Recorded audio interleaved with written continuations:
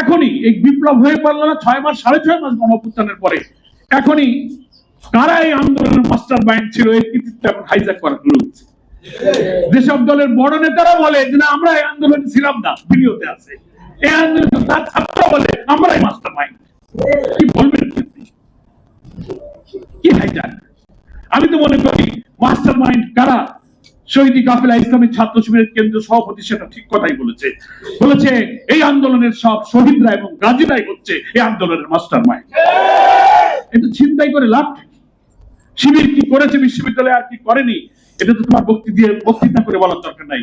ওই বিশ্ববিদ্যালয় ঢাকার ছাত্র আন্দোলনে যারা দিনে রাতে মৃত্যু ভয়হীন চেতনা নিয়ে যারা রাজপথের হলে হলে সংগ্রাম করেছে, লড়াই করেছে, গুলির মুখে জীবন, ইতিহাস লেখার সময় ভুল লিখতে পারবে, মিথ্যা লিখতে পারবে, কিন্তু বেঁচে থাকা ওই মানুষের স্মৃতি আর চিন্তাকে তুমি পরিবর্তন করতে পারবে না। ওটাই হচ্ছে কিন্তু আসল সত্য। ফলে এই কৃতিত্ব হাইজ্যাক করার দরকার নাই। তেমনি ভাষা আন্দোলনের ইতিহাসেও ভাষা সৈনিক ডাকসুর জিএস অধ্যাপক গোলাম আজমের ইতিহাসটাও হাইজ্যাক শুধু না, গুম করে ফেলা হয়েছে। তামাদ্দুন মজলিস করে প্রিন্সিপাল আবুল কাসেম, আব্দুল মতিন, ভাষা সৈনিকরা, কত সিনিয়র লোকেরা 47 স্বাধীন হওয়ার পরে যখন কায়দা আজম মোহাম্মদ এরদিনা প্রথম পূর্ব পাকিস্তানে আসলেন ঢাকা ইউনিভার্সিটিতে কার্য হলের সামনে তিনি যে বক্তৃতা করলেন যে Urdu and Urdu shall be the state language of Pakistan, ইউনিভার্সিটির ছেলেরা প্রতিবাদ করলেন নো, এটা হতে পারে না। এই তো এই অংশের উপরে ভাষার অধিকারকে খর্ব করার এই বক্তব্যটা এই অংশের মানুষকে আন্দোলনে কিন্তু রাজপথে নামিয়ে দিল, নাকি বলেন? তারপরে কি 48-এ তখন ঢাকা ইউনিভার্সিটির কেন্দ্রীয় ছাত্র সংসদ ডাকসুর জিএস ছিলেন ভাষা সৈনিক অধ্যাপক গোলাম আজম, বিপি ছিলেন অরবিন্দ ঘোষ, লেখা আছে, আপনি পড়েন রেকর্ডে। তার কিছুদিন পরে যখন পাকিস্তানের প্রাইম মিনিস্টার লিয়াকত আলী খান আসলেন ঢাকা ইউনিভার্সিটিতে, এই অংশের আন্দোলনের ছাত্রদের ভাষা আন্দোলনের উত্তাল আন্দোলন দেখে তিনি এসেছিলেন ইউনিভার্সিটিতে বক্তব্য রাখছিলেন। তখন লিয়াকত আলী খানের কাছে একটা মেমোরেন্ডাম, একটা স্মারকলিপি দিয়ে ঢাকা বিশ্ববিদ্যালয়ের ছাত্র সংসদের পক্ষ থেকে ভাষার দাবির কথা, এই অংশের মানুষের স্বাধিকারের কথা তুলে ধরার সিদ্ধান্ত হয়েছিল।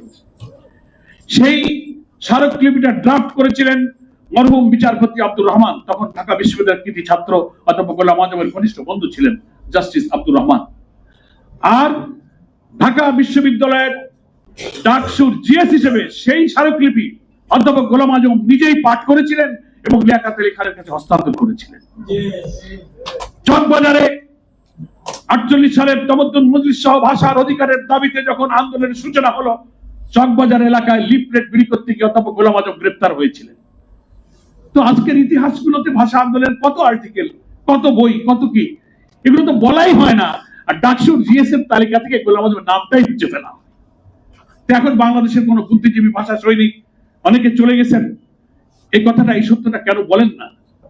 একজন বক্তা আজকে সেমিনারে সত্যই বলেছেন, তারা হচ্ছে এরাই যারা সত্যকে এড়িয়ে চলতে চায়, সত্যকে অস্বীকার করতে চায়, আর নিজেরা কোনো কাম না করে মুসলিম জাতিসত্তা, ইসলামী আদর্শ ঐতিহ্যের ধারক বাহক যারা, তাদের যে কোনো কৃতিত্ব হাইজ্যাক করে এরা কমিউনিস্ট বামপন্থী নাস্তিকদের ঘাড়ে তারা নিয়ে যেতে চায়।